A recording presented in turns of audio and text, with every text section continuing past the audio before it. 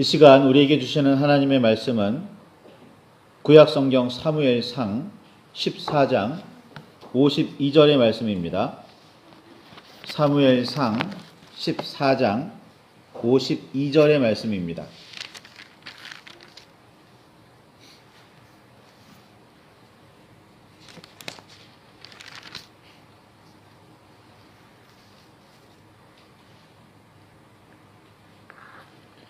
구약성경 432쪽입니다. 찾으셨으면 우리 함께 말씀을 봉독하시겠습니다. 사울이 사는 날 동안에 블레셋 사람과 큰 싸움이 있었으므로 사울이 힘센 사람이나 용감한 사람을 보면 그들을 불러 모았더라.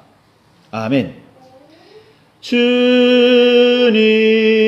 우리의 마음을 여시어 말씀을 깨닫게 하옵소서.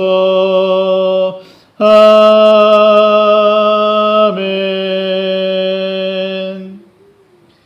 주님의 사랑과 그 크신 은혜가 저와 여러분 안에 가득하기를 소망합니다.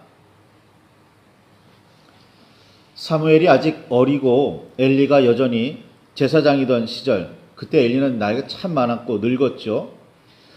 암몬과의 전쟁이 벌어집니다. 그 전쟁에서 이스라엘은 하나님의 언약궤를 빼앗기고 맙니다. 제사장으로서 언약궤를 메고 전쟁터에 나갔던 엘리의 두 아들 홈니와 비느하스는 이때 죽임을 당하고 그 소식을 들은 엘리는 앉아있던 의자에서 뒤로 넘어져 목이 부러져 죽습니다. 엘리의 나이 98세, 이스라엘의 사사가 된 지 40년이었습니다. 암몬이 전리품으로 빼앗아 갔던 하나님의 언약궤는 매우 놀라운 방법으로 이스라엘로 돌아오기는 했지만 본래 있던 길갈이 아닌 기럇 여아림에 살던 아비나답의 집에 20년 동안 보관됩니다.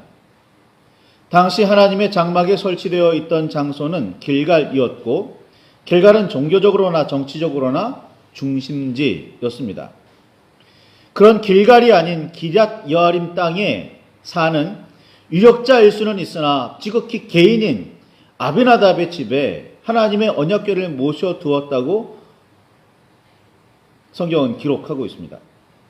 좋게 말해 모셔두었다는 표현을 사용했을 뿐이지 실제로는 그곳에 내버려 두었다고 말해야 할 듯 합니다.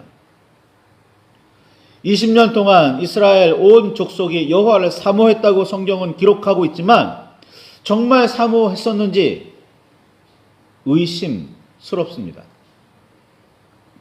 언약궤가 기럇 여아림의 아비나답의 집에 모셔져 있는 사이에 사무엘이 백성에게 만일 너희가 전심으로 여호와께 돌아오려거든 이방신들과 아스타롯을 너희 중에서 제거하고 너희 마음을 여호와께로 향하여 그만 섬기라. 그리하면 너희를 블레셋 사람의 손에서 건져내시리라 라며 활동을 시작합니다. 사무엘이 이런 선포를 통해서 우리는 매우 중요한 두 가지를 알게 됩니다. 첫째로는 이스라엘이 여호와를 사모하는 그 마음이 전심이 아니었다는 사실입니다. 여호와를 사모하기를 시작하기는 했지만 여호와를 섬기는 그 마음은 전심이 아니었다는 겁니다. 둘째는 이스라엘 백성이 가나안 사람들이 섬기던 바알과 아스다롯뿐 아니라 여러 이방 신들을 여호와 하나님과 함께 섬기고 있었다는 사실입니다. 그렇기에 사무엘은 이야기합니다. 여호와 하나님만을 섬겨라 라고 말이죠. 심지어는 여호와 하나님을 버리고 다른 신들을 섬기기도 했습니다. 그러니 그들이 여호와의 언약궤를 기럇 여아림 땅에 방치하고 있었다는 표현이 더욱 적당해 보입니다. 사무엘은 온 이스라엘을 미스바에 불러 모아놓고 회개를 촉구합니다. 사무엘의 선포에 백성은 물을 길어 여호와 앞에 붓고 종일 금칙하며 회개합니다. 그렇게 사무엘은 이스라엘을 다스리기 시작합니다.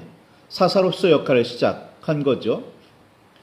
이스라엘 자손이 미스바에 모여 있다는 소식을 들은 블레셋 사람들이 쳐들어 왔습니다.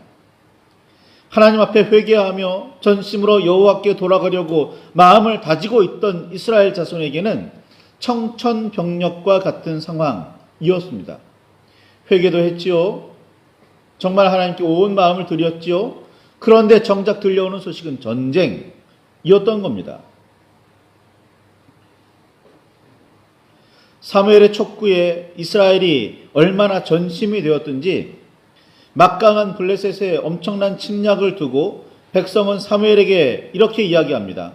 7장 8절에 당신은 우리를 위하여 우리 하나님 여호와께 쉬지 말고 부르짖어 우리를 블레셋 사람들의 손에서 구원하시게 하소서라고 요청합니다. 두려운 적과의 전쟁이었는데 그 전쟁 준비의 시작이 여호와께 간절히 기도하는 일이었습니다. 미스바에 모인 이스라엘은 기도하러 모였기에 전쟁 준비는 전혀 되어 있지 않았습니다. 그러니 더구나 하나님께만 매달릴 수밖에 없기도 했지요. 더구나 성경을 꼼꼼히 읽어도 우리 하나님 여호와라는 표현이 몇 번 기록되어 있지 않습니다. 대부분 당신의 하나님이거나 조상 누구의 하나님입니다. 그런데 적어도 이때만큼은 이스라엘 백성이 우리 하나님 여호와께 기도해달라고 사무엘에게 매달립니다. 이것이 미스바에서 회개한 이스라엘의 변화였습니다. 모든 사건이 벌어져 위기에 빠졌는데 이 문제를 해결하기 위해 먼저 여호와 하나님을 찾았다는 사실이 중요하고 전심으로 매달렸다는 사실이 중요합니다. 오늘 우리의 삶에도 이런 변화가 있는지, 그리고 여호와만을 섬기며 의지하는 전심이 있는지 따져 보아야 합니다. 사무엘이 백성에게 하는 첫 선포에서 여호와 하나님을 섬기라, 여호와 하나님만을 섬기라 라고 말했다는 사실을 분명하게 기억하시고 마음에 새기시기를 바랍니다. 블레셋의 침공 앞에서 백성은 여호와 하나님만을 의지하게 되었고 두려워 떨던 이스라엘은 너무나도 손쉽게 블레셋의 대군을 물리칩니다. 심지어 빼앗겼던 땅들을 되찾기까지 합니다. 이 승리를 기념하며 사무엘은 돌 하나를 세워 에베네셀이라고 이름을 붙였으며 그 이후 사무엘이 사는 날 동안에 블레셋은 이스라엘을 다시는 넘보지 못하게 됩니다. 하나님께만 매달린 결과였습니다. 적어도 이때만큼은 그랬습니다. 늙은 사무엘은 아들들을 다음 사사로 세우고 은퇴하려고 했지만 아들들의 처사는 사무엘과는 전혀 딴판이었습니다. 이익을 따라 뇌물을 받고 판결을 굽게 하는 사람들이었기에 백성의 원망이 이만저만이 아니었습니다. 백성은 은퇴하여 고향 라마에 머물고 있던 사무엘에게 몰려가 이 모든 나라와 같이 우리에게 왕을 세워 우리를 다스리게 하소서라며 요청하기에 이릅니다. 사사도 사람이고 모든 나라가 세우고 있는 왕들도 사람인데 백성은 그런 점은 전혀 생각하지 않습니다. 더구나 이스라엘을 통치하시는 분은 여호와 하나님이시지 사람인 사사나 왕이 아니라는 점도 염두에 두지 않습니다. 백성의 이런 요구가 탐탁지는 않았지만 백성이 내게 한 말을 다 들으라.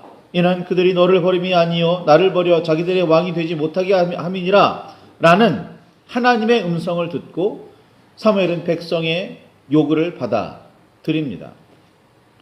사무엘은 백성의 요구에 따라서가 아니라 하나님의 뜻에 따라서 이스라엘의 왕을 세웁니다. 그가 바로 사울입니다. 사울이 왕이 될 수 있었던 이유는 사무엘이 그에게 기름을 부었기 때문입니다. 이 일은 사무엘과 사울만 알 정도로 비밀스럽게 이루어졌습니다.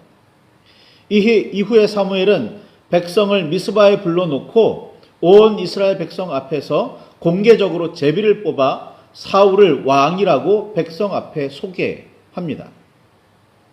이때 사울뿐 아니라 각 지파에서 1000명씩 나온 사람들 모두 제비에 참여했고 마지막에 사울이 뽑혔습니다. 결코 쉽지 않은 확률이었지만 기름 부어 세우신 대로 사울이 제비에서도 뽑힙니다. 그러나 백성은 사울을 인정하지 않았습니다.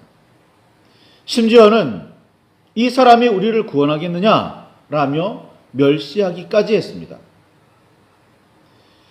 자신들이 사무엘에게 전권을 위임하며 하나님의 뜻대로 왕을 세워달라고 요청했으면서도 실제로 왕이 될 사람이 세워지자 순순히 받아들이지 않습니다.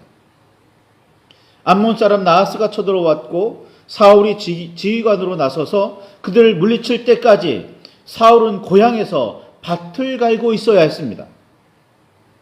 사울이 암몬과 전쟁을 승리로 이끌자 백성은 그제야 길갈로 나아가 사울을 공식적으로 왕위에 앉힙니다. 하나님의 뜻과 선택이었지만 능력이 입증되기까지 백성은 사울을 왕으로 인정하지 않았습니다. 하나님의 뜻하심과 택하심은 백성에게 그리 중요하지 않았습니다. 능력이 입증되어야 했습니다. 자신들을 곤란에서 환란에서 구원해내야 했습니다. 그것이 증명되어야만 합니다. 하나님의 택하심? 하나님의 정하심? 정말 중요했을까요? 이스라엘 백성들에게? 사무엘이 사울과 함께 있었고 여호와 하나님께서 전쟁을 승리로 이끄셨지만 백성의 눈에는 사울만 보였습니다. 백성은 승리의 영광을 왕 사울에게 돌렸고 사무엘이나 여호와 하나님께 나아가지를 않았습니다. 성경을 잘 읽어보시기 바랍니다. 백성은 기럇 여아림에 있는 거기에 방치되어 있는 여호와의 언약궤는 길갈에 하나님의 장막에 되돌려 놓을 생각은 하지 않았지만 길갈에 모여 사울을 왕으로 세울 생각은 합니다. 사무엘은 이런 상황에서 두 번째로 은퇴를 했습니다. 시기에 대한 논란은 좀 있지만 왕이 된 지 2년에 사울은 이번에는 블레셋과 전쟁을 해야 했습니다. 전에 사무엘이 사사로 있을 때는 블레셋을 물리친 이후에 그 누구도 이스라엘을 건드리지 않았었는데 사울이 왕이 될 즈음에는 계속해서 전쟁이 일어납니다. 이번에는 블레셋이었습니다. 왕이 된 사울은 이미 백성 중에서 3,000명을 택하여 2,000명은 자신과 함께 1,000명은 아들 요나단과 함께 주둔하게 했습니다. 이전에는 이스라엘의 필요에 따라 군사를 모았을 뿐 상비군도 정규군도 없었습니다. 그러나 오늘날의 사울은 정규군, 상비군을 3,000명 두고 있었던 거고 그나마도 오늘날의 전차에 해당하는 병거 3만에 말탄 군사 6천, 싸우려고 모인 보통 보병은 해변에 모래와도 같았다는 블레셋 군대를 상대하기에는 터무니없이 부족했습니다. 사울은 온 이스라엘에서 더 많은 군사를 불러 모았지만 블레셋의 군세를 보고는 모두 두려워 떨기만 할 뿐이었습니다. 심지어 모였던 군사들이 하나둘 흩어지고 있었고 좀 나중에 일이기는 하지만 상비군으로 있던 군사들마저 도망치고 겨우 600명만 남았습니다. 사울에게는 이전처럼 사무엘과 여호와 하나님의 은혜가 절실하게 필요했습니다. 암몬과의 전쟁에서 여호와 하나님께서 사울은 하나님의 영에 감동되어 노를 크게 일으켰고 여호와의 두려움에 백성이 임해 그들을 군사로 모을 수 있었습니다. 이번에도 그런 은혜를 구해야 했기에 사무엘을 더욱 초조한 마음으로 기다렸습니다. 사무엘을 기다리는 이래 동안 도망가는 군사의 수는 점점 늘어나기만 했습니다. 군사가 더 흩어지지 못하게 해야 했습니다. 싸우려면 군대가 필요했기 때문입니다. 하나님의 은혜를 얻으려면 제사를 드려야 하겠는데 제사장이 나타나지를 않습니다. 초조해진 사울은 특단의 조치를 내립니다. 사무엘을 대신해서 번제와 화목제를 직접 주관합니다. 하나님의 법인 율법에 따르면 제사는 제사장만 주관할 수 있습니다. 더구나 사울의 이런 조치는 흩어지는 군사를 막으려는 의도였지 군사가 몇 명이든 여호와 하나님을 의지하려는 생각은 아니었기에 더욱 문제가 큽니다. 남은 군사가 300명이면 어떻습니까? 여호와 하나님만 계시면 이길 수 있었는데요. 기드온 때 그랬지 않습니까? 삼손은 혼자였습니다. 사울은 기본적으로 군사는 필요했지만 여호와 하나님은 의지하지 않는 사람이었습니다. 마침내 도착한 사무엘은 마음대로 제사를 드린 사울 왕에게 이렇게 말합니다. 왕이 망령되이 행하였도다. 왕의 하나님 여호와께서 왕에게 내리신 명령을 지키지 아니하였도다. 그리하였더라면 여호와께서 이스라엘 위에 왕의 나라를 영원히 세우셨을 것이거늘 지금은 왕의 나라가 길지 못할 것이라. 여호와께서 왕에게 명령하신 말을 왕이 지키지 아니하였으므로 여호와께서 그의 마음에 맞는 사람을 구하여 여호와께서 그를 그의 백성의 지도자로 삼으셨느니라 라고 전하고는 사울에게서 이스라엘 군대에게서 떠나 버립니다. 단 한 번의 실수였을까요? 단 한 번의 실패였을까요? 사울이 보통 평소의 태도가 그렇지 않았다면 이 한 번의 일로 사무엘이 이렇게까지 말하지는 않았었을 겁니다.